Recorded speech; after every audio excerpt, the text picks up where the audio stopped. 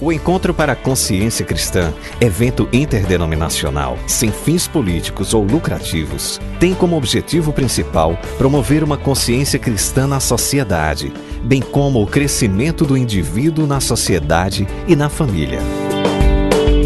O evento é realizado na principal praça de eventos da cidade, o Parque do Povo, uma área de 43 mil metros quadrados, onde é montada toda a estrutura da consciência cristã.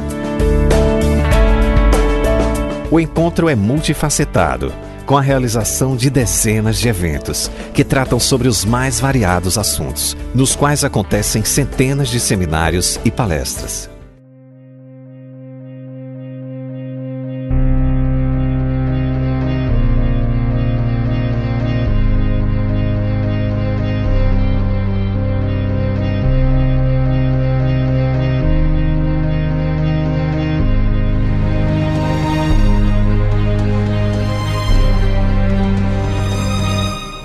Daniel capítulo 11, no verso 32.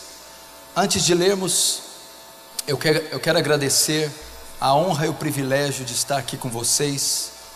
Quero agradecer a todos os coordenadores do evento e dizer que para mim é uma honra estar diante de vocês, podendo compartilhar do Evangelho da graça de Deus. Hoje talvez o Consciência Cristã é o evento mais importante da nação brasileira, o evento mais sério, mais bíblico e que compreende o maior número de denominações, e glória a Deus por isso. Num momento tão crítico da igreja brasileira, nós aqui podemos ter um evento desse, que tem como viés a propagação das Sãs Escrituras do Evangelho Bíblico. Daniel 11, verso 32 diz assim: aos violadores da aliança, ele com lisonjas perverterá. Agora presta atenção na parte B. Mas o povo que conhece ao seu Deus se tornará forte e ativo. Outras traduções diz: mas o povo que conhece a Deus se torna forte. Vamos orar, feche os seus olhos. Querido Deus, diante do seu grande trono nos colocamos agora, Senhor, e nós nos humilhamos e reconhecemos a nossa pequenez e a nossa insignificância diante da sua majestade. Ó Santo Deus, há uma urgente necessidade de graça sobre nós, gloriosa, abundante, abundando sobre todos nós, tomando mentes e corações cativos à sua palavra. Ó Deus, que o seu santo temor caia sobre esse lugar, e que o Espírito de Deus tome as rédeas de todo esse momento, para que nenhum outro receba glória senão o Deus de Israel. Senhor, faz teu reino avançar hoje, receba a glória para si e nos conforma à imagem do seu Filho, em nome de Jesus, amém. Presta muita atenção, eu tenho 50 minutos para falar com você, eu vou ver o que eu faço, que eu costumo pregar de 1h30 para cima, mas se eu passar um pouquinho, você não vai achar ruim comigo não, né? Mas eu não vou fazer isso por causa do próximo preletor. Presta atenção, o título dessa conferência, o tema dessa conferência é: fazei tudo para a glória de Deus, ok? O apóstolo Paulo, escrevendo aos Coríntios, diz: quer comais, quer bebais, quer façais qualquer outra coisa, fazei tudo para a glória de Deus, para o louvor de Deus.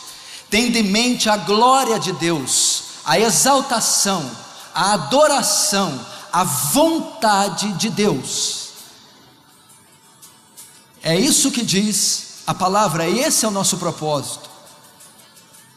No Catecismo de Westminster também diz isso, que o fim maior do homem é viver para a glória de Deus e gozá-lo para sempre. Então você está aqui, a sua vida tem um fim: viver para a glória de Deus, vestir-se para a glória de Deus, comer para a glória de Deus, trabalhar para a glória de Deus. Tudo que você vier a fazer deve ter como fim o louvor, a majestade, a exaltação de um Deus santo e triuno. Só que tem um negócio: é impossível cumprir esse versículo sem o que eu vou dizer agora. É impossível se fazer algo para a glória de Deus sem o que eu vou ensinar aqui essa noite. É impossível se viver para a glória de Deus quando não se conhece a Deus. Quando não se conhece a Deus. Na década de 90, uma jovem aluna do Dr. R.C. Sproul chegou até ele dizendo: Dr. Sproul, eu estou muito triste, porque o meu pastor, a cada domingo, parece que faz de tudo para esconder a identidade verdadeira de Deus à congregação. Parece que ele tem medo de revelar os atributos de Deus, com medo de amedrontar a congregação. Eu vou à igreja aos domingos com o propósito de louvar, adorar o Deus vivo e verdadeiro, mas tudo que chego lá encontro é uma caricatura barata de Deus. É um Deus inócuo, um Deus que não infunde temor, é um Deus covarde, pequeno, diminuto. É um Deus que mais carece de misericórdia, mais carece de pena do que o soberano das Escrituras. É isso que tem acontecido nessa nação. Meu irmão, você sabe que cristianismo está ligado a conhecer a Deus. Esse é o maior propósito do evangelho, do cristianismo: conhecer a Deus e a sua obra através do seu Filho. Dentro da teologia, a teologia uma vez já foi chamada rainha das ciências. Dentro desse estudo está a teontologia. Ontos, o estudo do ser de Deus. O estudo mais excelente que pode existir é o estudo de Deus, é o estudo da pessoa de Deus, é o estudo das características de Deus. Isso em teologia chama o estudo dos atributos de Deus. É o estudo mais excelente, mais importante e mais fundamental para a igreja. É estudar quem Deus é e o que Deus faz. Não se pode viver para a glória de Deus se não souber quem Deus é e o que Deus faz. O que você tem visto hoje? Nós estamos vendo uma explosão do evangelicalismo brasileiro, um crescimento estrondoso do cristianismo brasileiro. Mas o que está crescendo aí não é a Santa Igreja de Cristo, não é um avivamento cristocêntrico. O que está crescendo aí são seitas, heresias, e está havendo um naufrágio e um declínio da cristandade como nunca. Você está vendo uma igreja mundana, apóstata, e um cristianismo sofrível e débil como quase nunca se viu na história. Escândalos estão marcando a nossa geração dentro da igreja. Um cristianismo sofrível, diminuto, diluído, híbrido. Pecados acontecendo, o índice de divórcios, o índice de adultérios, tanto fora como dentro da igreja, está sendo quase que normal. É um cristianismo que não é robusto, fraco, descaracterizado, destituído de poder, destituído de glória, destituído de santidade, destituído do brilho de Cristo, destituído das sãs verdades reveladas na Escritura. E qual é a causa desse cristianismo fraco? Qual é a causa dos escândalos entre o povo de Deus? Qual é a causa desse naufrágio da fé? Qual é a causa desse cristianismo contemporâneo estar tão longe do cristianismo histórico, primitivo, de pelo menos há 3 séculos atrás? Eu vou dizer, é o que eu disse no texto que eu abri: o povo que conhece a Deus é um povo forte. Então o contrário também é verdade. Talvez a causa desse fracasso é a ignorância do ser de Deus, é a falta de conhecimento do ser de Deus, é a falta de saber quem Deus é estudar a pessoa de Deus, o ser de Deus, os atributos de Deus. E um povo que não conhece o seu Deus, que não conhece a essência, o caráter, a personalidade, o temperamento, os atributos de Deus, é um povo fraco. É um povo fraco. E a imagem do Deus que se prega nessa nação é de um Deus fraco, é de um Deus imediatista, é o maior Papai Noel do século que só vive para despachar bênçãos e cumprir demandas materiais de crentes caprichosos.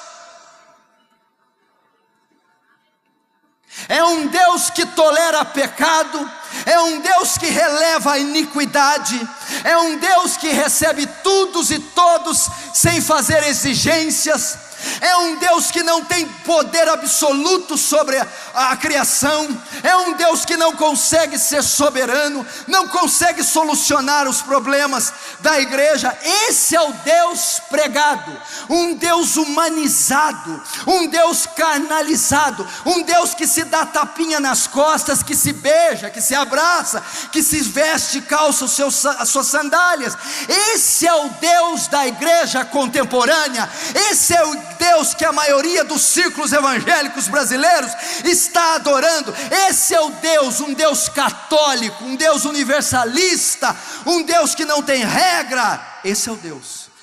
Só que esse Deus que a nação brasileira está adorando não é Yahvé, não é o Deus das Escrituras, não é o Deus revelado na lei de Moisés, nos profetas, não é o Deus de Jesus.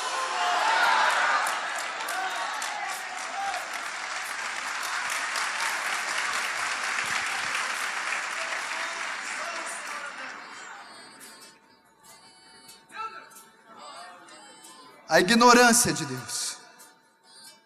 Então, uma vez que esse Deus, presta atenção, é fraco, é carnal, não é o Deus da Bíblia, logo o povo que adora esse tipo de Deus se tornará fraco. Presta atenção. A igreja, o povo de Deus, a cristandade, aponta para o seu Deus, e o seu Deus aponta para a cristandade. Entendeu?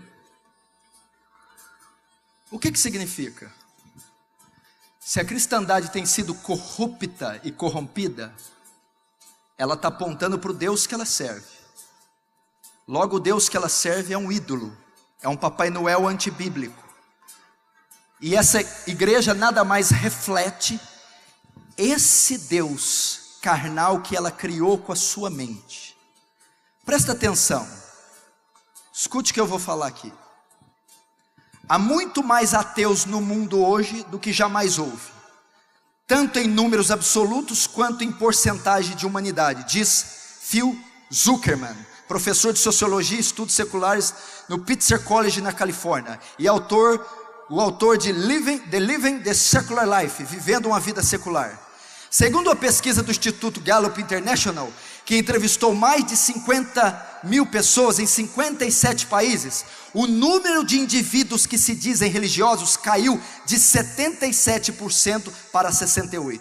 Entre 2005 e 2011, entre 2005 e 2011. Enquanto aqueles que se identificaram como ateus subiram 3%, elevando a 13% a proporção dessa parcela. Presta atenção: Japão, Grã-Bretanha, Canadá, Coreia do Sul, Holanda, República Tcheca, Estônia, Alemanha, França e Uruguai, onde a maioria dos cidadãos tem raízes europeias, são países onde a religião era importante há apenas um século, mas que agora mostra os menores índices de crença religiosa do mundo. Mesmo assim, o declínio da fé parece ser global, inclusive em países que ainda são fortemente religiosos, como o Brasil, a Jamaica e a Irlanda. Já os Estados Unidos estão entre os países mais ricos do mundo, mas também apresentam altas taxas de religiosidade. Ainda assim, uma pesquisa recente de Pew revelou que entre 2007 e 2012, o número de americanos que se declararam ateus subiu de 1,5% para 2,4%. Fonte BBC Brasil. Você ouviu os dados que eu disse? Esses dados estão comprovando que o número de ateus está crescendo no mundo, inclusive no Brasil, que está havendo uma explosão do ateísmo. O que é ateu? Partícula A, sem crer, não acreditam na existência de um Deus, não acreditam que Deus existe, não acreditam na fé, não acreditam no Evangelho, não acreditam em Cristo, não acreditam na sua morte, não acreditam na sua ressurreição, não acreditam em vida eterna, não acreditam em condenação eterna, não acreditam na Bíblia, não acreditam no arquiteto do universo, não acreditam em Deus. E por quê? Das últimas décadas, o ateísmo tem explodido e tem crescido, até numa nação cristã como o Brasil. Você já pensou? Sabe por quê? Por causa dos evangélicos e dos cristãos. Porque, presta atenção, a igreja aponta para o seu Deus.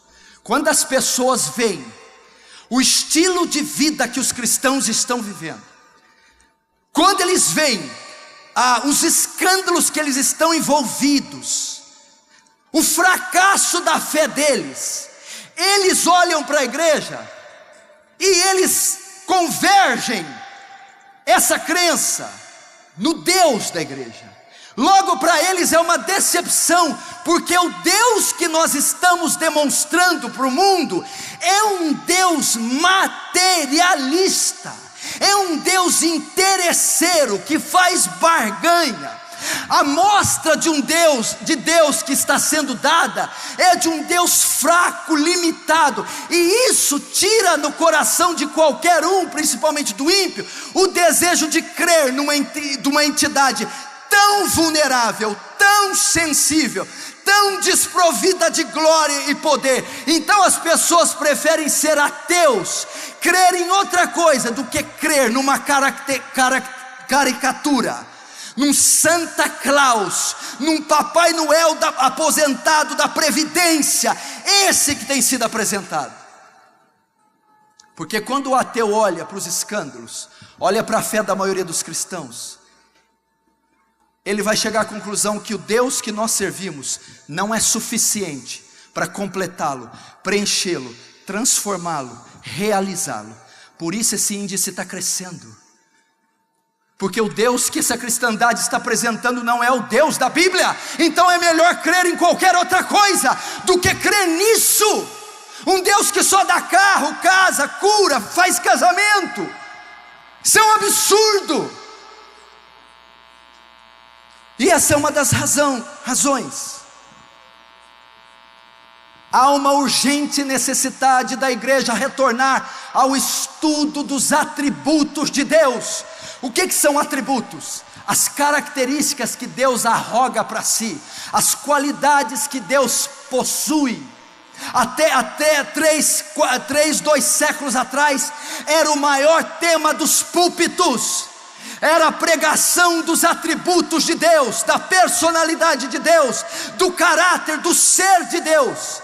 Depois do advento do iluminismo, do racionalismo, o homem passou seu centro O homem passou a ser o centro do universo.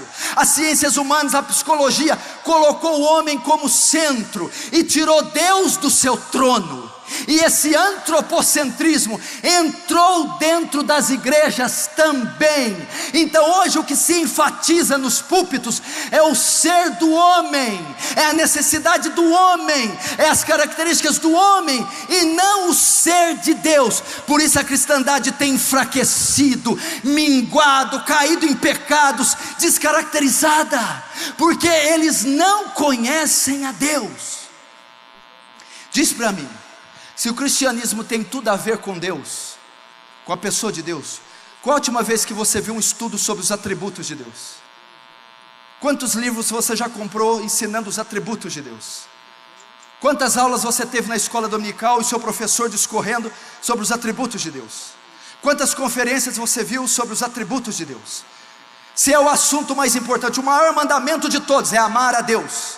A maior ciência de todas é a teologia, teos, Deus, logia, palavra, ciência, estudo de Deus. Por que não dar ênfase na pessoa de Deus, se Deus é o centro do universo? O universo é teocêntrico, a vida humana é teocêntrica, o culto é teocêntrico, tudo foi feito por Ele, para Ele, e glória pois a Ele.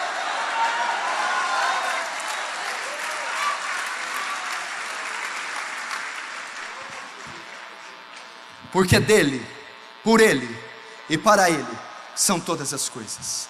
Glória, pois a ele eternamente, amém. Não se pode fazer tudo para a glória de Deus se não o conhece, se não sabe quem ele é, se não conhece os seus gostos, sua personalidade, o que ele ama e o que ele odeia. Essa é a causa do nosso fracasso, debilidade e queda, falta de conhecimento de Deus.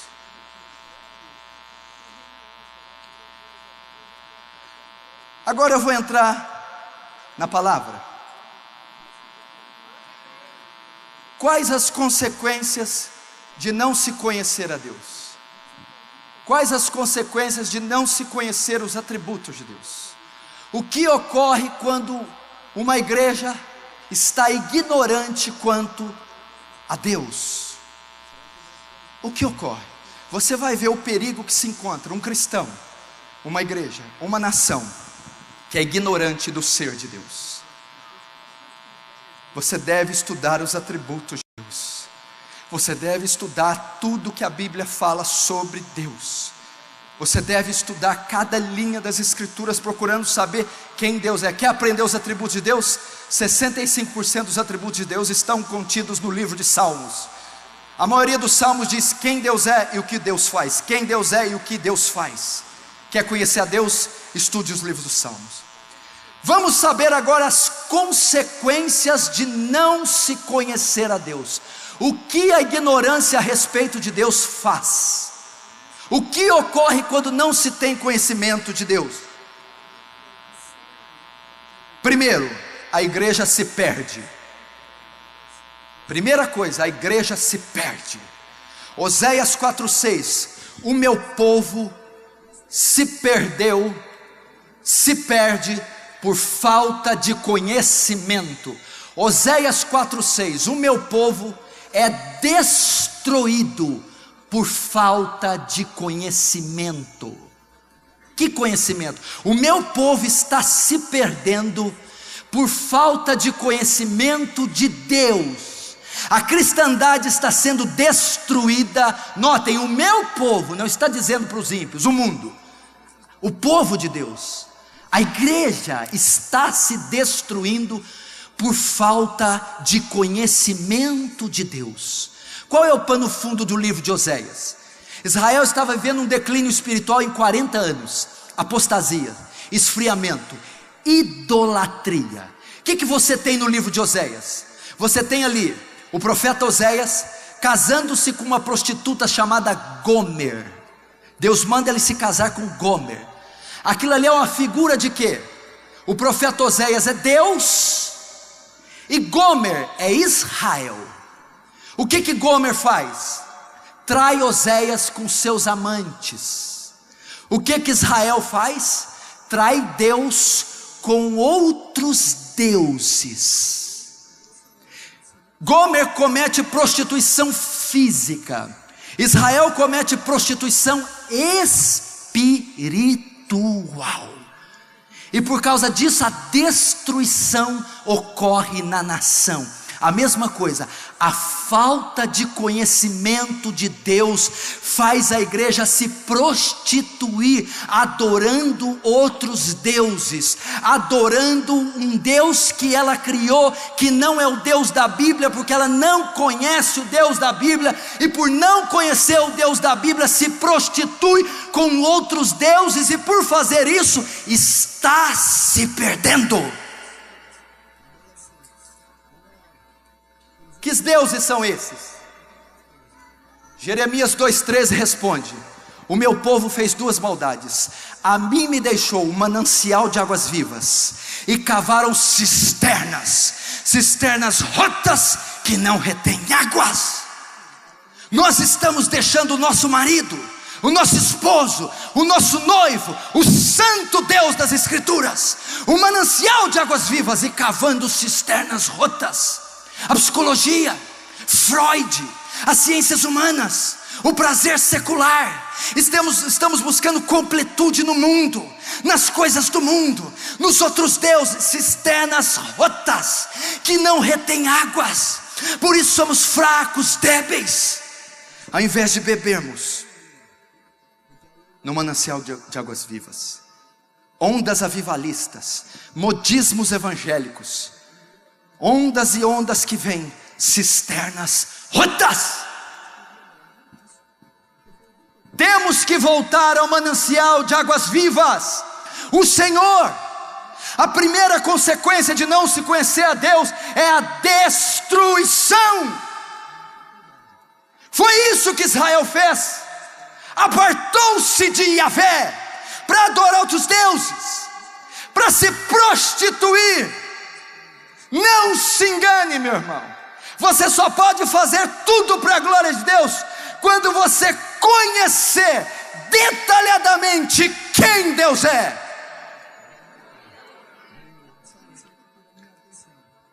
Assim se pode viver para a glória dele. Segunda consequência, o povo se corrompe. Primeira, se destrói. Segundo, se corrompe. Provérbios 29:18. Não havendo profecia, o povo se corrompe, porém que guarda a lei, esse é bem-aventurado. Não havendo profecia, ou não havendo visão, ou não havendo lei. A palavra profecia no hebraico aqui é kazon.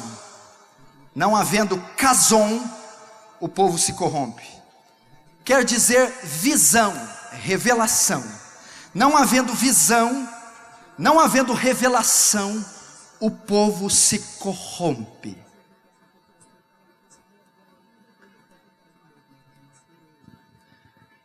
Você tem visto uma corrupção generalizada no meio do povo de Deus? Gente corrupta, com nome de pastor, de líder eclesiástico, cristãos fazendo a maior farofaria no meio evangélico. Eu estou dizendo de corrupção. A Bíblia diz: não havendo visão, o meu povo se corrompe. Você está vendo uma juventude cristã corrompida, pervertida, que fornica às escuras, que consome bebida alcoólica às escuras. Você tem visto famílias corrompidas. Você tem visto ministérios, então, Jesus, corrompidos, corruptos. Qual é a causa? Igrejas inteiras corruptas. Não havendo visão, o povo se corrompe. A palavra corromper aqui possui dois termos no hebraico: depravar e perverter. Ok? Então está dizendo aqui, qual a causa da corrupção? Não havendo visão, kazon, não havendo visão de Deus, o povo se corrompe. Não havendo conhecimento do ser de Deus, o povo se corrompe. A corrupção, a degradação moral da igreja, a corrupção nos círculos evangélicos se dá por falta de conhecer a santidade, a justiça, a soberania, a onipotência, a ira, a onisciência, a majestade, a infinitude, a eternidade de Deus.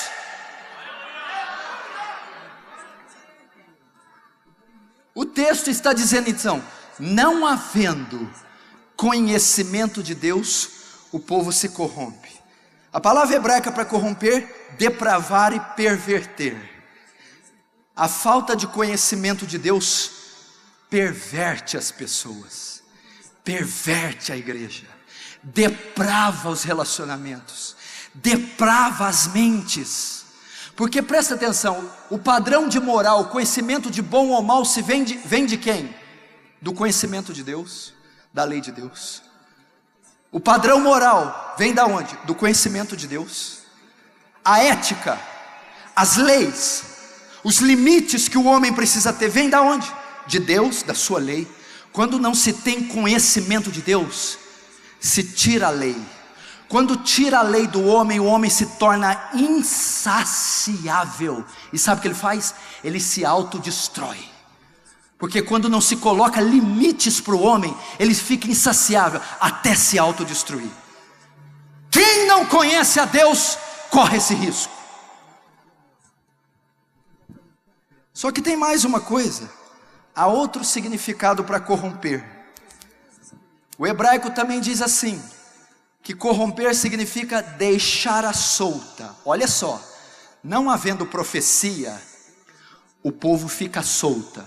Não havendo casom, visão, o povo fica solta. Não havendo conhecimento de Deus, o povo fica solta, sem rédeas, sem baliza, desenfreado, sem lei, sem bases, sem limites. Provérbios 28, 19, não havendo profecia, o povo se corrompe. Essa é a segunda consequência de não se conhecer a Deus: depravação, perversão, degradação, ficar à solta. Isso converge em deixar o povo sem rédeas. Não seria esse o motivo, meu irmão? Olha para a igreja brasileira, liga os programas evangélicos, com exceção do programa Verdade e Vida, do reverendo Hernandes Dias Lopes. O resto, meu irmão,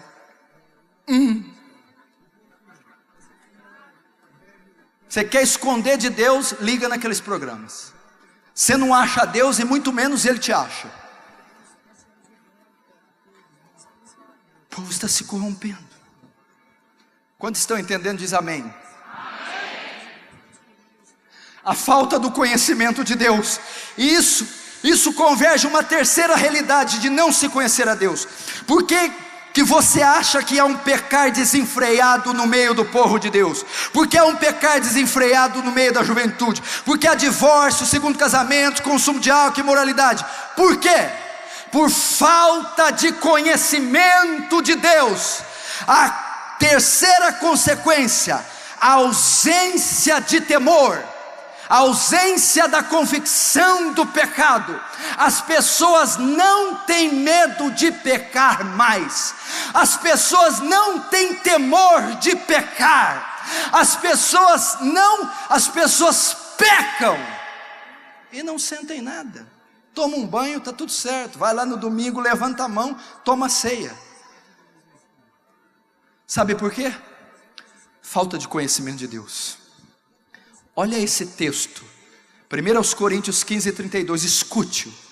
Recuperem o bom senso e parem de pecar, porque alguns ainda não têm conhecimento de Deus. Isso digo para a vergonha vossa. Paulo está dizendo aos coríntios, o gnosticismo está entrando, a distorção, os pecados na igreja, e ele está dizendo: recuperem o bom senso e parem de pecar. Está Estava havendo um pecar desenfreado em Corinto. Aliás, o que não tinha em Corinto? Que problema não tinha em Corinto? Estava havendo um pecar desenfreado. E Paulo vai dizer a causa: algum de vós não tem conhecimento de Deus. Falta conhecer os atributos de Deus, o caráter de Deus, a personalidade de Deus, para vocês pararem de pecar. Era isso. Você vê? As pessoas estão pecando. Não há mais quebrantamento. Meu irmão, qual a última vez, desculpe eu ser mais pessoal, que você saiu de um culto chorando? Mas não foi pela música bonita, a ceia, a pregação do pastor. Mas qual a última vez que você saiu de um culto chorando pelo seu pecado? Pelo seu pecado. Ah, pastor, mas é porque eu não tenho cometido nada tão grave, é por isso. O quê? Você já leu o livro de Agostinho de Hipona, Minhas Confissões? Ele vai escrever lá de umas peras que ele roubou. Ah, aquelas peras. Por que eu roubei aquelas peras? Eu não estava com fome, eu não precisava, eu tinha dinheiro. Ah, aquelas peras. Sabe com quantos anos ele roubou as peras? Com 13 anos de idade. Lá na conversão dele, quando ele ouve tole leg, toma e lê. Ele lê Romanos 13. E ele se converte. A convicção do pecado que veio nele é tão forte, que ele se lembrou de um pecado de roubar peras com 13 anos de idade, e ficou dias e semanas chorando por esse pecado. Sabe por quê? Porque ele leu epístolas aos romanos, ele conheceu a justiça de Deus, e a justiça de Deus ordena que ele puna o transgressor. Então Agostinho sentiu convicção de pecado por conhecer a natureza de Deus. Agora vamos voltar. Como é que é? Não é tão grave o seu pecado? É mais grave que roubar pera? Então você devia estar chorando. Não há. Peca, lava a mão que passa. Água e sabão limpa, mas não tira pecado não. Só o sangue do Cordeiro,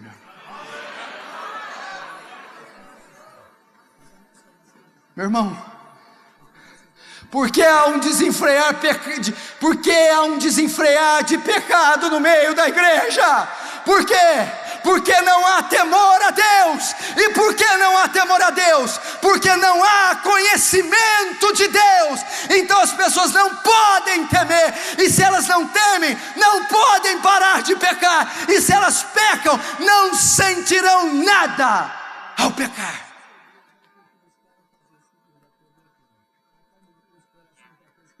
Falta de conhecimento de Deus.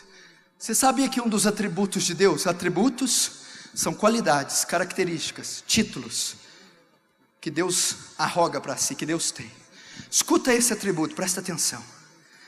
Um dos atributos de Deus é a pessoalidade de Deus. O que quer dizer isso? Deus não é uma fumaça, não é uma energia, não é um demiurgo perverso. Deus não é uma entidade abstrata. Deus é uma pessoa. Gênesis 1:26. Elohim, façamos o homem a nossa imagem conforme nossa semelhança. Um Deus pessoal faz seres pessoais. O que significa Deus ser pessoa? Deus tem vontade, pensamentos e sentimentos. Você sabia? Tá, e o que tem? Se Deus é uma pessoa e tem sentimentos, Deus pode ficar triste. Gênesis 6. Destruirei o homem da face da terra, porque o pecado subiu até os céus. E a Bíblia diz que se arrependeu Deus. É antropomorfismo. É lógico que Deus não se arrepende. Deus se entristeceu pela podridão de pecados dos antediluvianos que estava subindo aos céus. Efésios 4:30 diz o quê? Não entristeçais o Espírito Santo. Ananias, quando mentiu ao Espírito Santo. Pedro vai dizer: porque não mentiste a homens e mentiste a Deus. O Espírito Santo é Deus, e se Ele é uma pessoa, Ele pode se entristecer. 2 atributos fazem Deus ficar triste quando você peca. 2. Quais? Primeiro, a onipresença. Você sabia que você, quando está sozinho, nunca está sozinho? Quando está no banheiro sozinho, não está sozinho. No quarto sozinho, não está sozinho. Com a TV, o controle, não está sozinho. Na internet, não está sozinho. No carro, não está sozinho. Aonde for. A Bíblia diz em Salmo 139: se faça a minha cama no Sheol, lá tu estás. Se toma as asas da alva, lá também a tua mão estás. Da onde fugirei? De onde me ausentarei do teu espírito? Respeite a onipresença de Deus, que sabe tudo o que você faz.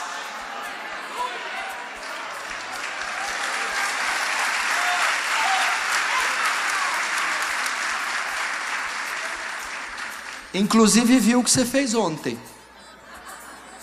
Esteve lá.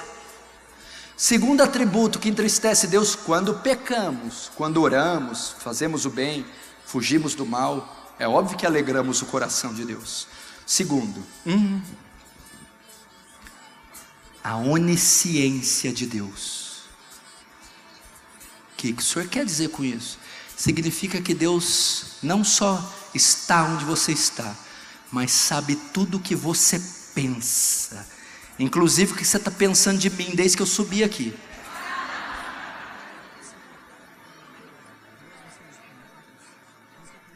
Ele sabe tudo que eu penso. Um versículo que treme a minha espinha dorsal, Romanos: no dia que Deus há de julgar as intenções do pensamento humano. Respeite a onisciência de Deus. Eu não falo nada, não faço nada, mas pensa. O pecado nasce na mente e no coração. Se você tiver em mente a onipresença e só esses 2 atributos, que nem são os mais importantes, já vai refrear o pecar entre o povo de Deus, tendo em conta que Deus é onipresente e onisciente. Quarta consequência de não se conhecer os atributos de Deus: leva ao sincretismo. O que é o sincretismo? Sincretismo religioso. A mistura das crenças. Hoje a igreja brasileira crê em tudo. Antigamente era o que? Procissão, Aparecida do Norte, fitinha do Nosso Senhor do Bonfim, medalha milagrosa. Hoje não, hoje é novena da Sagrada Família. Hoje é rosa ungida. Hoje é Vale do Sal. Hoje é óleo de tudo quanto é sabor, estilo, gosto e cor. Hoje ela crê em tudo. Ela crê em Charles Haddon Spurgeon, mas gosta do Macedo também. Sincrética.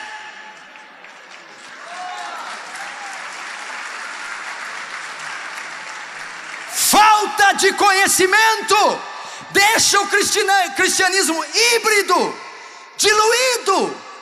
Começa a se adotar, meu irmão, todas as novidades do mercado gospel, do mercado da fé. Se crê em tudo, se crê em todos os dogmas, se crê em tudo, porque não há conhecimento específico, legítimo da pessoa de Deus. Vai levar ao sincretismo, a misticismo, crendices pagãs. Olha, por exemplo, Juízes 17:6. Naqueles dias não havia rei em Israel, e cada um fazia o que parecia bem aos seus olhos. O período de Juízes foi marcado por 300 anos de escuridão. Se lembra dos Juízes? Israel pecava, Deus levantava um juiz, ia lá e livrava Israel. Israel ia lá, sem vergonha, pecava de novo. E Deus entregava na mão dos midianitas. Israel se arrependia, mandava outro juiz. 300 anos assim. Nesse período, aconteceu o quê? Um sincretismo terrível. adoração de deuses pagãos, Baal, Astarote, Rinfá, os Baalins. E por que houve esse sincretismo entre Israel? Israel perdeu a identidade, Israel perdeu o perfil, o padrão. O que ocorreu? Juízes 17:6, naquela época não havia rei em Israel. Aqui fala de autoridade, não havia lei, não havia referência monárquica para se seguir, não havia conhecimento de Deus. Aí sabe o que acontecia? Por não haver conhecimento de Deus, cada um fazia o que achava melhor aos teus olhos, cada um adorava o Deus que queria, professava a fé que queria, adorava do jeito que queria. Por que que houve sincretismo entre o povo de Israel? Por falta de conhecimento de Deus. Olha a igreja brasileira, meu irmão. Olha a igreja brasileira, está lendo o livro do Martin Lloyd Jones, mas vai lá na culto receber dente de ouro, vai lá, meu irmão, receber a unção do emagrecimento, adota a teologia da prosperidade, crê em tudo que ocorre. Ela perdeu a identidade. Atos proféticos, vamos correr em volta do coqueiro, vamos dançar em volta da casa e fazer para ver se chove.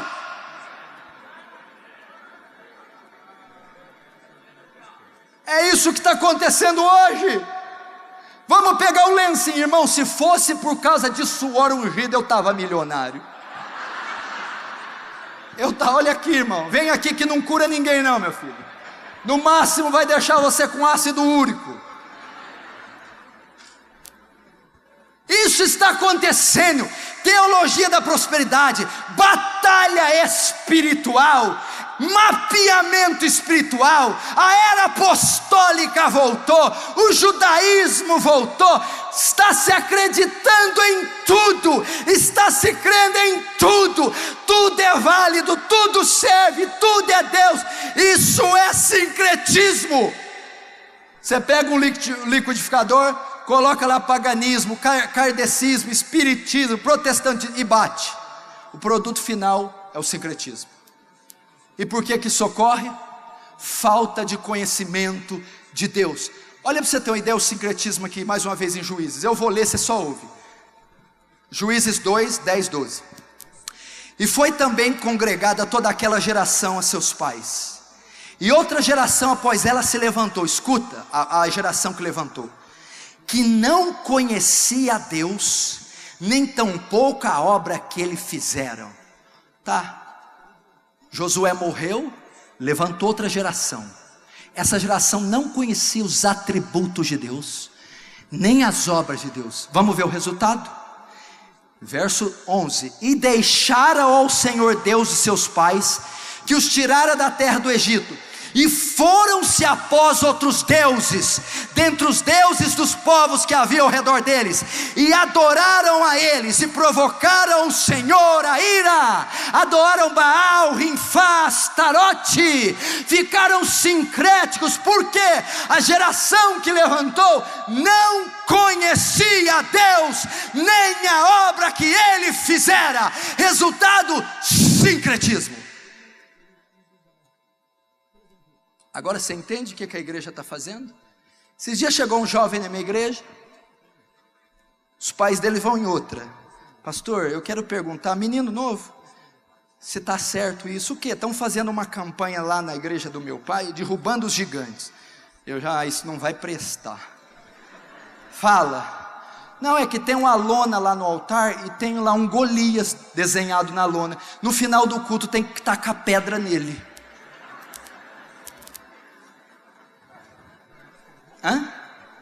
E taca a pedra. Eu falo assim, no próximo culto taca no pastor a pedra. Sincretismo. É manto, é sal, é credos. Tem gente, escuta essa, não fala para ninguém. Tem até crente que gosta do padre Marcelo, o padre Léo que morreu de câncer. Canção nova, Toma cuidado que senão vai rezar para Maria, irmão.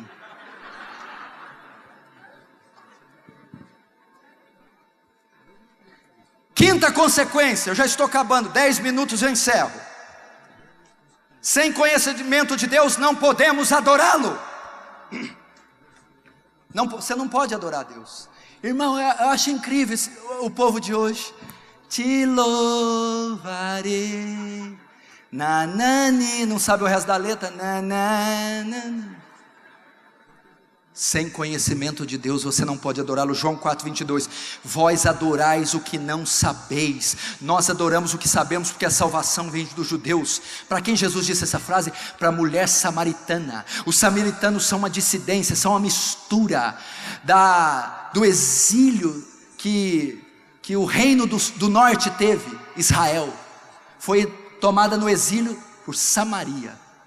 O remanescente que ficou lá se misturou com o povo pagão e idólatra de lá. Deu origem aos samaritanos, que tem só uma parte do conhecimento de Deus, alguma coisa da Torá. E ela perguntou: em que monte deve se adorar? No Gerizim ou nesse outro? Jesus disse: vós adorais quem não conheceis. Jesus está dizendo: mulher samaritana, você não pode adorar a Deus. Você adora quem você não conhece. Por quê? Porque os samaritanos não têm um conhecimento completo de Deus. Vocês são mistos, mestiços. Vocês conhecem uma visão distorcida de Yahvé, e não pode haver adoração. Por isso, vós adorais quem não conheceis. Meu irmão, essa nação inteira, pelo menos a maioria, está adorando um Deus que ela não conhece. Porque a visão que a igreja brasileira tem, pelo menos a maioria, não estou dizendo todos, a maioria está adorando um Deus que não conhece, um Deus distorcido, um Deus gordo vestido de vermelho que fica ho, ho, ho. Esse não é o Deus da Bíblia. Domingo, milhões com as mãos levantadas estão adorando outro Deus. Vós adorais quem não conheceis. Sem conhecimento de Deus não se pode adorar a Deus. Não, pastor, pode sim.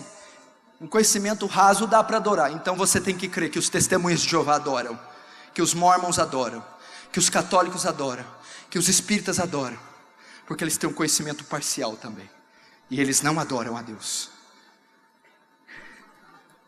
A prova disso tem Apocalipse 15, verso 3. Escuta: e cantava o cântico de Moisés, servo de Deus, e cântico do Cordeiro, dizendo: grandes e maravilhosas são as tuas obras, Senhor Deus Todo-Poderoso. Justos e verdadeiros são os teus caminhos, ó Rei dos santos. Quem não te temerá, ó Senhor? Quem não glorificará teu nome?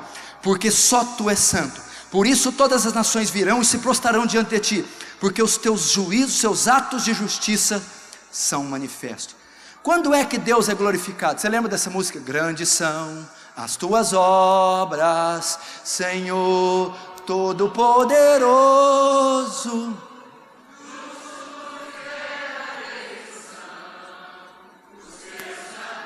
O refrão: ó Rei, ó Rei das nações, quem não temerá, quem não glorificará teu nome. Ó Rei das nações. Por quê? Santo, um atributo. Todas as nações e adorarão. Por que elas adorarão?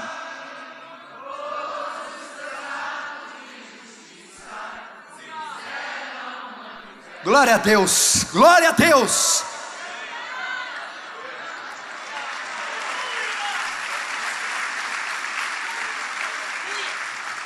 Olha só: quem não te temerá, ó Rei quem não te temerá, pois só teu nome é santo.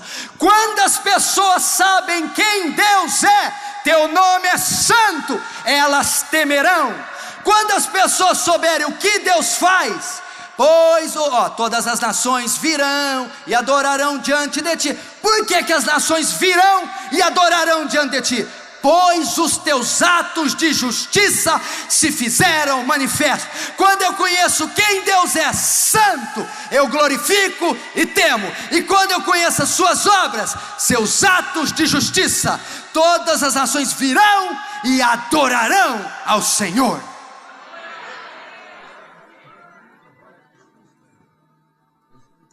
Cantarei com espírito e cantarei com entendimento. Última consequência. Quando eu não conheço a Deus, eu cometo idolatria. Quando eu insisto em adorar, louvar quem eu não conheço, na verdade estou cometendo idolatria. Olha esse texto, 2 Reis 17:16. E deixaram todos os mandamentos do Senhor seu Deus, e fizeram para si ídolos, deuses, 2 bezerros, e fizeram um ídolo do bosque, e adoraram perante todo o exército do céu, e serviram a Baal, irmão do céu. Quando eu insisto em adorar uma entidade que eu não conheço, e ela me agrada, eu cumpro o que está em Reis, e o meu povo fez para si ídolos. Esse Deus da prosperidade aí, é o Deus que os cristãos modernos fizeram para si. É um Deus que a mente deles fez. É um Deus gordo, aposentado, velho e fraco, que fica com seus anões e as suas renas, fazendo presentes para dar para a cristandade. Esse é um ídolo. Fizeram para si ídolos. Esse não é o Deus da Bíblia, que é 3 vezes santo. É um Deus que se ira todos os dias e não tem o inocente, o culpado por inocente. É um Deus que é soberano e não há partícula de poeira aqui que Ele não governe. Esse é o Deus da Bíblia. Idolatria. A igreja moderna está adorando um Deus que ela fez, está adotando os costumes mundanos, logo são seus deuses, e eles amam o Deus que fizeram. Isso pode acontecer conosco. Como assim, pastor? Outra vez eu volto para os mormons, eu volto para as testemunhas de Jeová. Os espíritas adoram também um ídolo, e tem muito evangélico adorando um ídolo. Idolatria. João 8:32. E conhecereis a verdade, e a verdade vos libertará.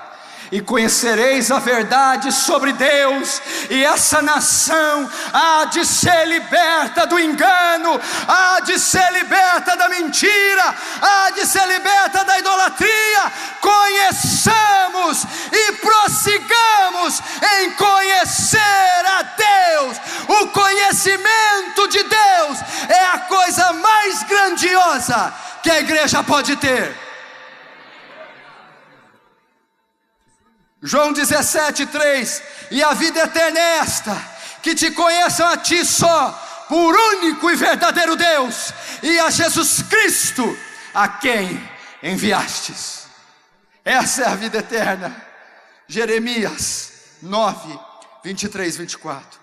Assim diz o Senhor: não se glorie o sábio na sua sabedoria, não se glorie o forte nas suas forças, nem se glorie o rico nas suas riquezas, mas aquele que se gloriar, glorie nisto, em me conhecer, em me entender, porque eu sou o Senhor, que faço beneficência, juízo e justiça na terra, porque dessas coisas me agrado, diz o Senhor. Conheçamos a Deus.